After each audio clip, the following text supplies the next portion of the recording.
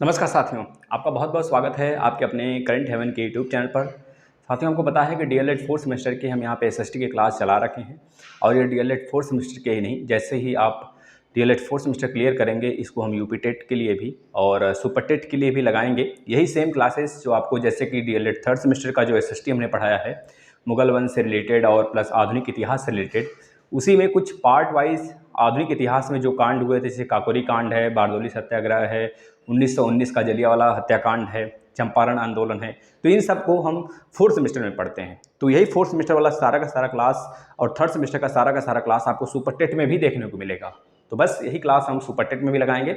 अगर आप यहाँ पे अच्छे समझ लेते हैं तो कोई दो राय नहीं होगा कि आप इसे भूल जाएं। बस आपको सुनते चलना है, आप बस लास्ट तक हमें सुनिएगा, आपको पूरी घटनाक्रम अच्छे से आपके दिमाग में घर कर जाएगा। बस आप सुनते चलिए। जो काकोरी कांड है, पहले इस पर हम लोग ओवरव्यू देखेंगे क्या क्या हुआ, फिर इसके बाद कहाँ से या फिर क्यों यह शुरुआत हुआ, क्यों इन्होंने ठाना कि हमें काकोरी कांड में जो ट्रेन डकैती थी, ट्रेन डकैती यानी कि सरकारी खजाने को ही लूटना है। आप लोग अंत तक बने रहेंगे, जरूर समझ में आएगा। चलिए घटनाक्रम को पहले थोड़ा सा देखते हैं, फिर उसके बाद विस्तार से समझेंगे। साथ ही यह घटना पहले कब हुआ था? 9 अगस्त 1925 को हुआ था। किसके मतलब किसके नज़र में हो रहा था, किसके द्वारा करवाया जा रहा था, कौन नेतृत्व कर रहा था इसका? तो बता देंगे, इसका नेतृत्व करता थे आपके पंडित जी। पंडित का नाम सुनते ही आपके दिमाग में राम प्रसाद बिस्मिल्ली जी का एक चेहरा दिख रहा होगा। तो राम प्रसाद बिस्मिल्ली जी के नेतृत्व में ये सारी घटनाएं हो रही थी, इसको आप समझेंगे विस्तार से। भारतीय स्वतंत्रता संग्राम के क्रांतिकारियों द्वारा ब्रिटिश राज के विरुद्ध भयंकर युद्ध छेड़ने की इच्छा से हथियार खरीदने के लिए ब्रिटिश सरकार का एक खजाना लूटने की एक साजिश, एक ऐतिहासिक घटना थी। याद रखेंगे साथी, जो 9 अगस्त 1925 को यह घटित हुआ।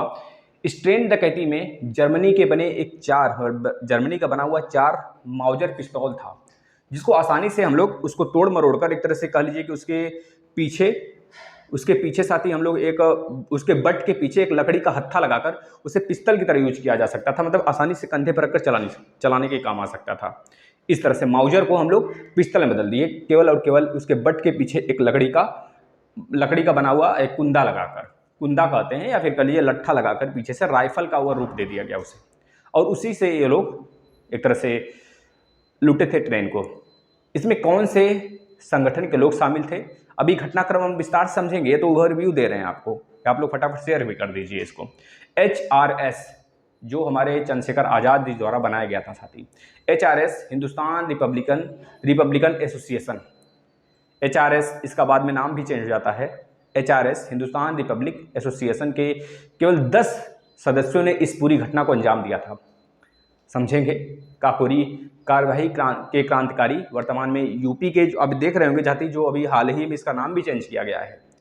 जो कार्यवाही ये किया गया, मतलब जो यह कार्यवाही था काकोरी एक तरह से कांड जो था, ट्रेन डकैती कांड जो था, यह यूपी के शाहजहांपुर और कह लीजिए लखनऊ से मतलब लखनऊ के बीच में ही पड़ता है। लखनऊ से जाती हुई ट्रेन और शाहजहांपुर से आती हुई ट्रेन के बीच में ही पड़ जाता है, दोनों के बीच में ही काकोरी स्टेशन है।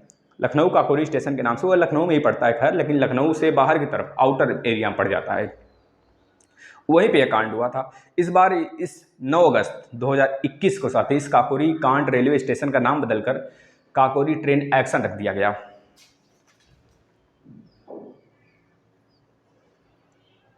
एक मिनट,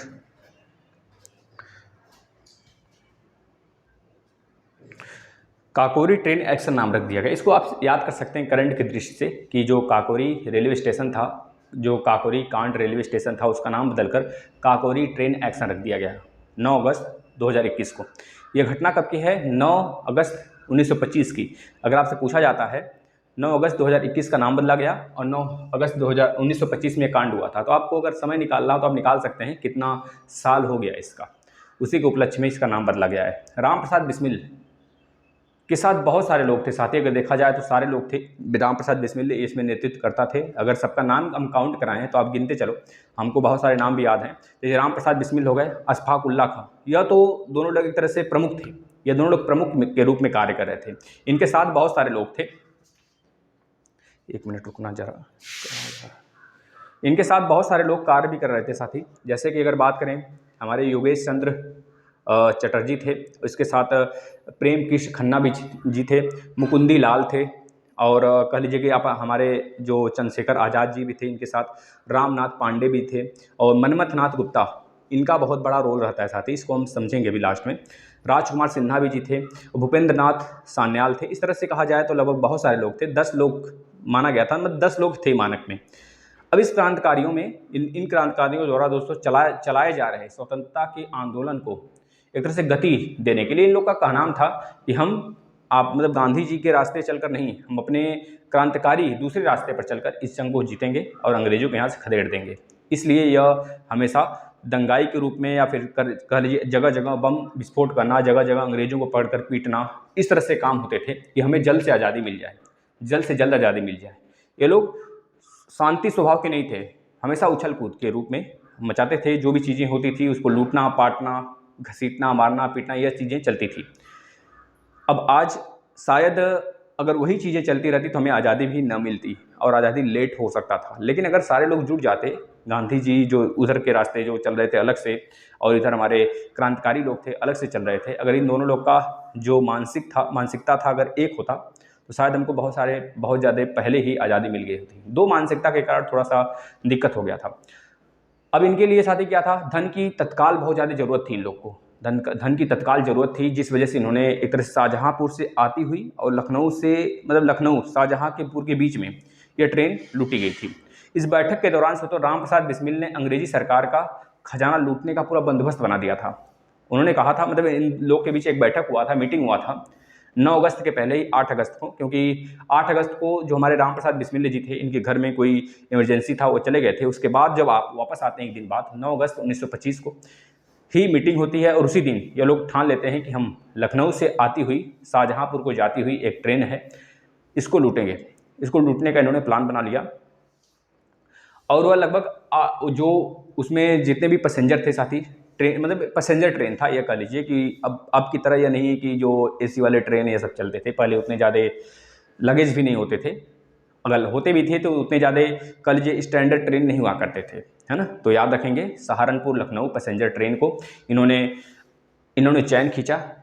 इन लोगों ने चैन खींचकर, एक क्रांतिकारी थे जिनका नाम था, बताइए कौन इसका चैन खींचा था, चंद्रशेखर आज़ाद और या फिर आपके अशफाक उल्लाह खां। तो अशफाक उल्लाह खां जी द्वारा साथ ही इसके चैन खींचे गए थे, और चंद्रशेखर आज़ाद और अशफाक उल्लाह खां ही इसके पीछे से नेतृत्व कर रहे थे। और उस समय ये लोग चढ़ जाते हैं और धावा बोल देते हैं। धावा बोलने के बाद सरकारी खजाना लूट लिया जाता है, और बाद में जो HRS मतलब हिंदुस्तान रिपब्लिक जो एसोसिएशन था, HRA हिंदुस्तान रिपब्लिक एसोसिएशन के 40 क्रांतिकारियों को बंदी बनाने, मतलब सम्राट के सामने एक तरह से पेश किया गया, और उनके सापेक्ष कानून भी चलाया गया। मतलब एक तरह से कह लीजिए कि उनको लेकर उनके ऊपर मुकदमा भी चलाया गया, और वो मुकदमा चलते चलते साथ ही बहुत सारे हमारे भाइयों का जान भी ले लेता है। इसमें बहुत सारी लापरवाहियाँ भी थी, हम उसको चर्चा करते हैं। तब तक एक बार आप लोग शेयर कर दीजिए, जिससे कि हमें भी अच्छा लगे फटाफट। अब साथ ही 40 लोगों पर यह मुकदमा चलाया जाता है सम्राट के सामने, जिसमें राजेंद्र नाथ लाहिड़ी और पंडित राम प्रसाद बिस्मिल। अब आपको यहीं पर यह भी पता चल जाएगा साथी, जो एक मेरे रंग दे बसंती चोला था, वो गाना किसने लिखा था और किसके कहने पर लिखा गया था और कब लिखा गया था, ये सारी बातें अभी पता चलेंगी आपको। जिसमें राजेंद्र नाथ लाहिड़ी, पंडित राम प्रसाद बिस्मिल, अशफाक उल्लाह खां और ठाकुर रोशन सिंह, इन लोगों को मृत्युदंड सुनाई गई कि इनको फांसी ही होगा, और 16 लोगों को लगभग काले पानी की सज़ा सुनाई गई थी, और कुछ लोगों को उम्र कैद की भी सज़ा सुनाई गई थी। इस तरह 40 लोगों पर कार्रवाई यह किया गया था, और यह कार्रवाई वो पूरा भी किए थे। कांड के बाद, यह जब काकोरी कांड हो जाता है, इसके बाद हिंदुस्तान प्रजातंत्र संघ की ओर से प्रकाशित विज्ञापन और उसके संविधान को लेकर बंगाल पहुंचे दल के जो दोनों नेता थे, उनका नाम था सचिंद्रनाथ सान्याल, जो कि बांकुरी, बंगाल में पड़ता है बांकुरी में उस समय गिरफ्तारी दे दिया गया, मतलब ले लिया गया इनके द्वारा। वो अचानक ही ट्रेन से जैसे उतरते हैं और अंग्रेज सिपाही वहाँ पर घेर लेते हैं इनको, और वहाँ पे इनको गिरफ्तार कर लिया जाता है।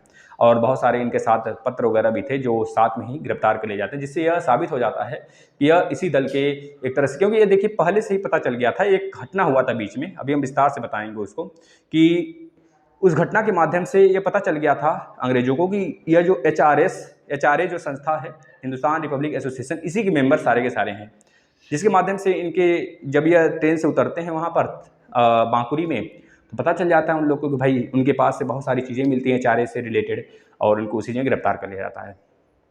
जब विज्ञापन वगैरह एक तरह से अपने साथी के पास गए थे पोस्ट करने के लिए, एक विज्ञापन भी लेकर गए थे, उसमें साफ साफ HRA की पूरी बात भी उसमें लिखी गई थी।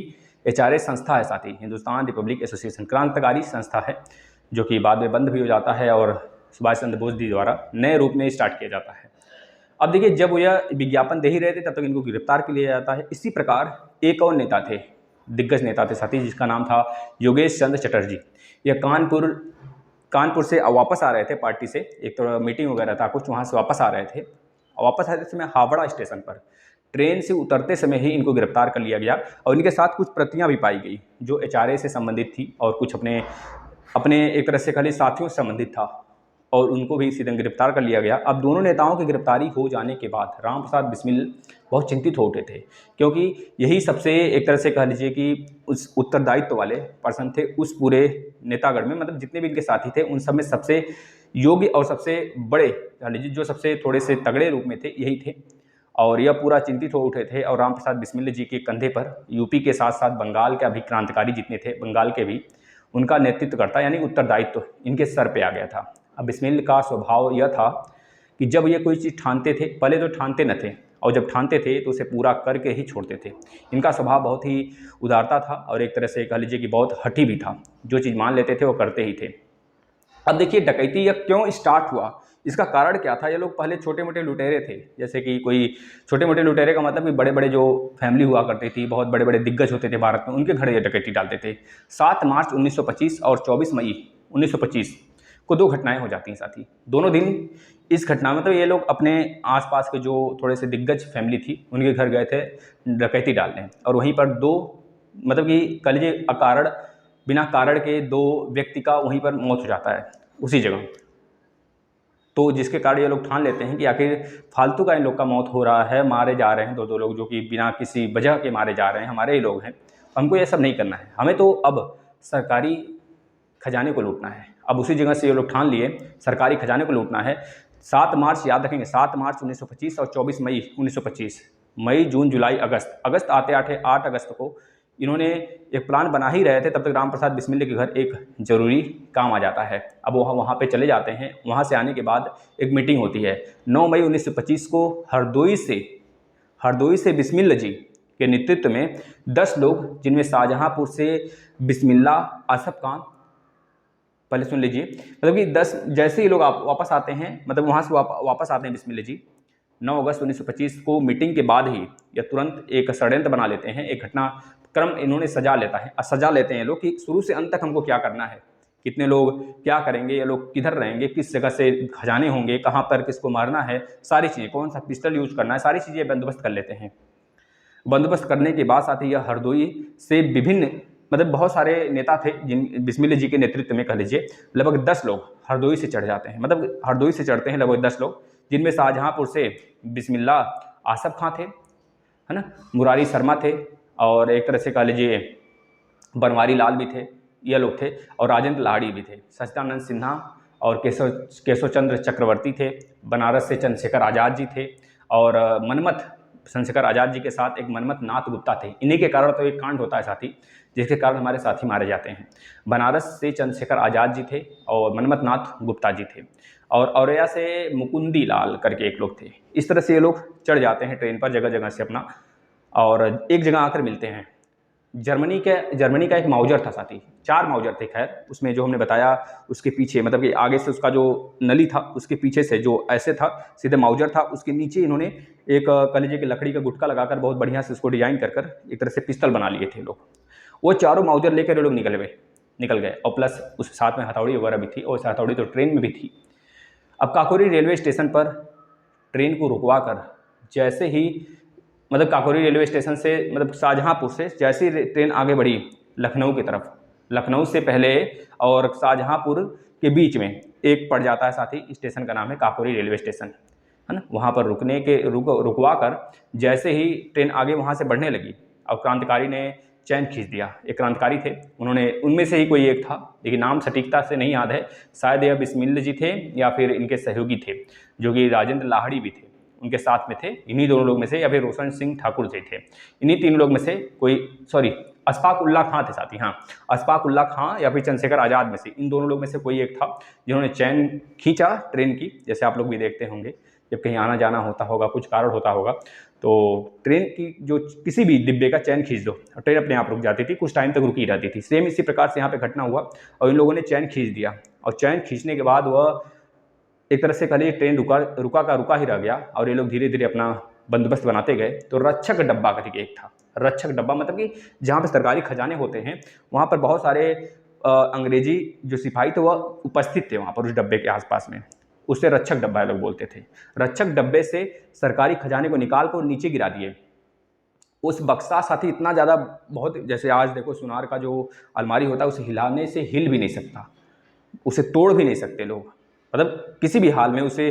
जब ये लोग बक्से को नीचे गिराए तो लोग खोलने का प्रयास के लिए, खुला नहीं। वहीं पर मनमथ नाथ जी थे, उसे कह लीजिए कि थोड़ा सा खोलने का प्रयास किए, जब नहीं खुला तो अपना हथौड़ी उठा लिए और उसे तोड़ डाले, और वहाँ पे सारे खजाना वहाँ से निकाल लिए। निकालते समय साथी, या निकाल उकाल कर एक चदरे में, मतलब उसी जगह इनसे एक कांड हो जाता है मनमथ नाथ से। वो उत्सुकतापूर्वक, कह लीजिए उत्सुकता से, इन्हीं के कारण तो सारी चीज़ें हो जाती हैं, फंस जाता है सारा मामला। ये उत्सुकता से जो जर्मनी का राइफल था, उसको कह लीजिए जल्दबाजी में या एक तरह से माउजर को चढ़ा ही रहे थे, ट्रिगर इनसे दब जाता है, ट्रिगर दब जाता है। वहीं पर एक यात्री थे जिनका नाम था साथी, इनके ऊपर उस नाम से भी कार्रवाई होती है। एक तरह से कह लीजिए कि एक यात्री थे साथी जिनका मृत्यु ये कर देते हैं, जिनके एक तरह से सूट हो जाता है, उनको अचानक से गोली लग जाती है और उनका घटनास्थल पर ही मृत्यु हो जाता है, जिनका नाम था अली करके यात्री थे, अहमद अली, नाम याद कर लेंगे, अहमद अली, अहमद अली करके थे साथी। इनका उसी जगह घटनास्थल पर मृत्यु हो जाता है। यह मनमथ नाथ गुप्ता जी द्वारा, जो हमारे चंद्रशेखर आज़ाद जी के साथ बनारस से चढ़े थे, उनके द्वारा अचानक माउजर से इनकी मृत्यु हो जाती है। यह यात्री थे, यह कुछ नहीं करते थे, ना ही यह क्रांतिकारी थे, ना ही यह अंग्रेज से मिले हुए थे, मतलब अंग्रेज सिपाही भी नहीं थे, एक तरह से यात्री थे, जैसे हम आप लोग ट्रेन में जाते हैं। इनकी मृत्यु हो जाती है, और अचानक से जब इनकी मृत्यु होती है, सभी लोग फटाफट अपना जो चदरा होता है उसमें सोने का, जो ये तो तोड़ दिए होते हैं, अपना जो बक्सा होता है वहाँ से निकाल कर जितने पैसे थे, चांदी के सिक्के थे, सोने के सिक्के थे, सब लोग उस चदरे में लपेटने लगे। उसी चक्कर में एक चदरा छूट जाता है और यह पता चल जाता है चदरा कहाँ का है, और मतलब कि लगभग चंद्रशेखर के ही पूरे ग्रुप का पता चल जाता है। और प्लस कुछ प्रतियाँ छूट जाती हैं HRA से संबंधित। और कह लीजिए एक घटना और हो जाता है, और उसमें मतलब बहुत सारे पैसे रुपए भी थे। अब यह पूरे संसार में फैल जाता है कि यहाँ पर काकोरी कांड हुआ है, इसको करने वाला HRA संबंधित है। उस HRA के सारे मेंबर का पूरा लेखा जोखा अंग्रेज रखते थे। लगभग 40 मेंबरों को साथ ही यह गिरफ्तार कर लेते हैं, और 40 में से 4 को फांसी दे देते हैं, जिसमें राजेंद्र लाहिड़ी जी और पंडित राम प्रसाद बिस्मिल जी, अशफाक उल्लाह खां और ठाकुर राजेंद्र प्रसाद सिंह, ठाकुर रोशन सिंह साथी, राजेंद्र प्रसाद नहीं, ठाकुर रोशन सिंह, इन लोग को तुरंत फांसी सुना दिया जाता है, मृत्युदंड सुनाई जाती है। लगभग 16 लोगों को काला पानी की सज़ा होता है, और कुछ लोगों को एक तरह से कह लीजिए कि उम्र कैद की सज़ा हो जाती है। अब उसी जेल में जब इन लोगों को 40 लोगों को कैद किया जाता है, अब ध्यान सुनिएगा साथी, बहुत सारे लोग कैद होते हैं। वैसे लखनऊ जेल में काकोरी षड्यंत्र के समय बहुत क्रांतिकारी हमारे कैद हो जाते हैं, है ना। उसमें बिस्मिल्लाह जी भी थे, हमारे जो पंडित जी हैं, है ना, इनका नाम था राम प्रसाद बिस्मिल, और ये पंडित थे, काफ़ी ज़्यादा गाने वगैरह भी लिखते उगते थे।